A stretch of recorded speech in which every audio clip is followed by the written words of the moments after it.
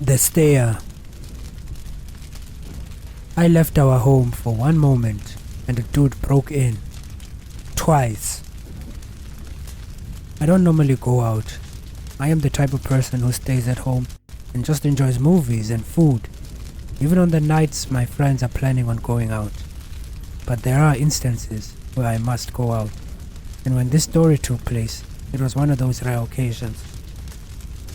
It was about 2 years ago. I just gotten my license, and my father decided he wanted to put me to use. So, he left the house with my mother and drove her to work, and I was left at home with my little sister. And as a result, I was the one who had to drive my little sister to her hockey game. After grabbing the keys, I went to the car and I waited for her to arrive.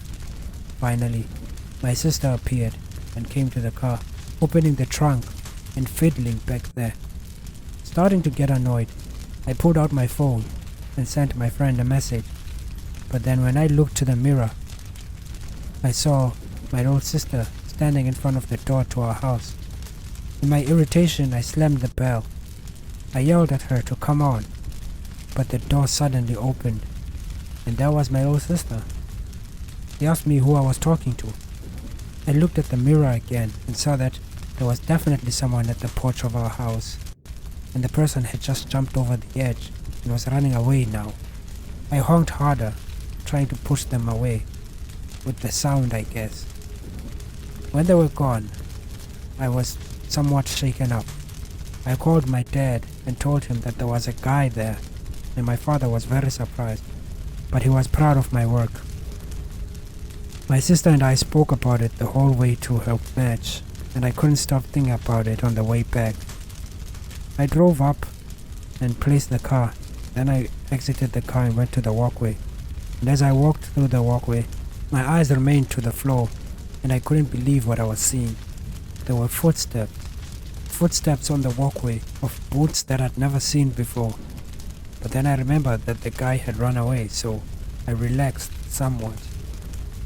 But then I got to the door, and I saw the door frame. It had been broken off the handle. I pushed the door with a finger, and it easily swung open. It was clear to see that the guy had come back when I was gone, and there were a couple of things missing in the kitchen too. I was looking for what else he could have taken when I heard a knocking sound. It came from down the corridor, in the basement. That was when I realized the guy must have still been inside. I ran out of the house and went to the back of the basement. When I looked into the window, I saw a man dressed in black with his hoodie pulled up.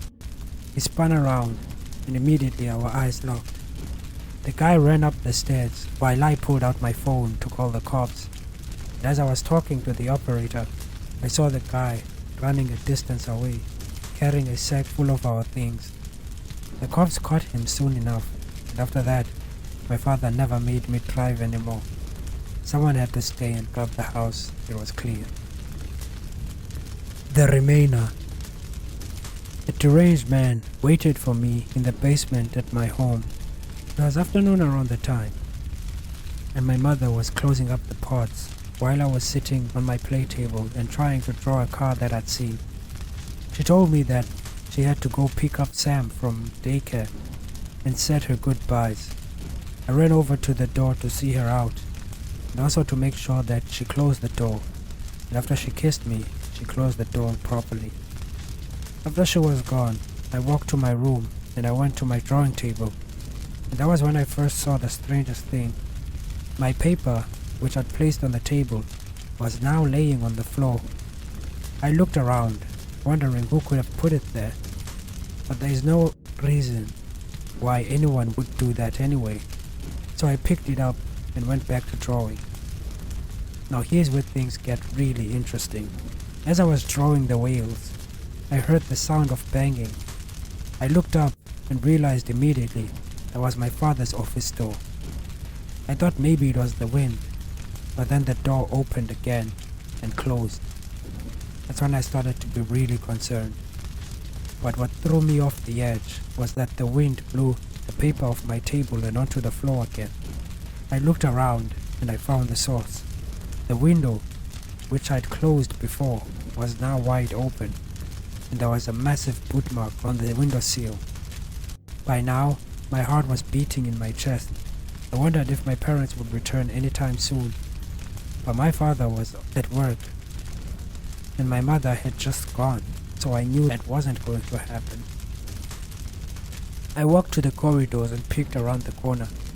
I saw nothing for a moment. Then a massive, lanky man crossed the corridors from one room to the next, and I had to clasp my mouth. He let out a grunt and appeared, but I quickly ducked away. I tried to listen for his footsteps, but they were quiet. Finally, they started walking, but they were walking to me. I took the time to run away, and immediately I heard him running to me. I got to the kitchen and opened the doors, but before I could step out completely, the man slammed the door shut, slamming my chest against the wall. Even worse, he reached out his hand to hold the sink, where there was a knife. He took the knife and raised it up, and I screamed, but that wasn't why he let me go. He let me go because even he could smell the pee, and I ran out into the public. Just as my neighbor was walking with his grandfather outside, I ran and fell, and he picked me up, while his grandfather yelled at the man who ran away. The method. A man broke into my house and would have successfully ambushed me in the basement were it not for one mistake he made. So I have a terrible procrastination problem, and it hasn't healed from the day this story happened. But I have cooked up tricks to get around this. I've noticed when I wake up early, I end up doing most of what I plan to do. And when I drink a lot of water, it helps too. But the most effective way of dealing with it is by locking myself in a separate room, away from phones and laptops. Only then can I get in all the work I need to. I was at home, and it must have been late at night, maybe at about 2 to 3 a.m. I was sitting in the basement at the time and working on my maths project. It was all going really well, and I was feeling really proud of myself. And that was when things got a bit interesting. As I was working through what I believe was the final pages of the assignment, I heard a sound that made my hand freeze on the paper and my heart lodge in my chest. It was the breaking of a window. I stopped writing immediately and looked around the basement, but there was nobody in there. Then I heard a more quicker form of breaking, as if somebody was stepping on the glasses now. I was tempted to try and see if it was my mother, but if it had been her and she'd accidentally broken a glass, I could have expected a long string of swear words. But no. All I heard from outside the basement was silence. I got up and slipped on my slippers. Then I walked to the door of the basement. Our basement is directly tied to the kitchen, and so walking out of the basement led me straight into the kitchen. The wind was blowing around the room and sending the curtains fluttering in the air, and there were glasses all over the floor, sparkling, so I could see them. I had half the mind to turn on the lights, but I worried then the guy would know I was here. If there was a guy, I couldn't be sure yet. Maybe it was just a prank of sorts, but I couldn't imagine who would want to prank me at this time. I went to the corridors and peered around, and that was when I saw it, a long shadow of a man. There was nobody that tall from my home. This was a break-in. I ran to the corridors and opened them, running out into the outside. I knew that I hadn't been quiet, and sure enough, the man appeared. Moments later, he had a stubble and was extremely skinny. His eyes looked empty and hollow, and he didn't seem surprised that I was there, nor did he seem to care. I told him to get out of there and that I'd call the cops. The man started at me a moment. I asked the bitch if he heard what I said, and he finally moved. He put his hand in his pocket and pulled out a glinting knife. He then started walking to me, and I froze up. That's when my dad appeared. My dad tackled him to the floor and held him down. My mother arrived, also in her pajamas, and called the cops. They arrived almost 30 minutes later and took the man away. And throughout the whole thing, Even my dad can attest to it.